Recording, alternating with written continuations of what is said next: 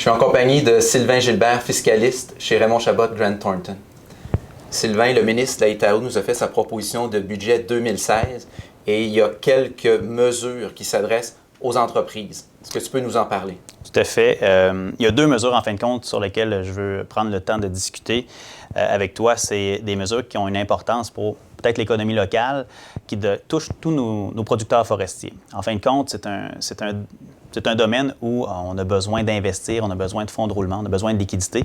Et la nouvelle mesure qui a été annoncée dans le budget, c'est de faire en sorte qu'on étale l'imposition sur un revenu maximum de 170 000 sur une période de 7 ans. Globalement, 170 000 ça veut dire des impôts d'environ 32 000 Donc, cet impôt de 32 000 $-là, on va l'étaler sur une période de 7 ans.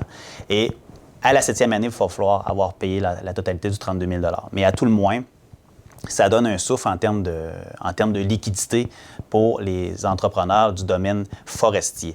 Ça prend des producteurs forestiers qui vendent leur bois, en fin de compte, à des établissements au Québec, cependant.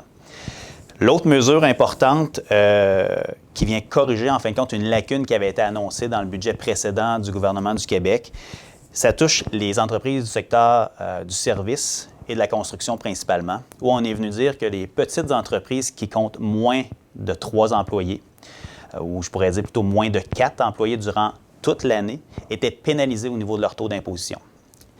Le taux d'imposition général est 11,9 % pour les entreprises au Québec. Lorsque tu es une entreprise du secteur manufacturier ou primaire, il n'y a pas de problème. On a une déduction de 3,9 % dans la mesure où c'est notre activité principale, excuse-moi. Et à ce moment-là, le taux d'imposition tombe à 8 %. Pour les entreprises du secteur du service et de la construction, taux d'imposition de 11,9 %. Et si tu ne maintenais pas plus de 3 employés sur une période de 12 mois, à ce moment-là, ton taux d'imposition n'était pas réduit de 3,9 % pour devenir 8 %, il était maintenu à 11,9 %.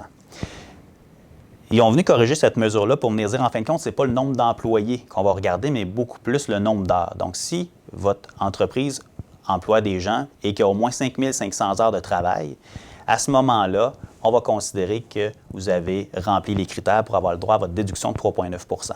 Je donne un exemple concret.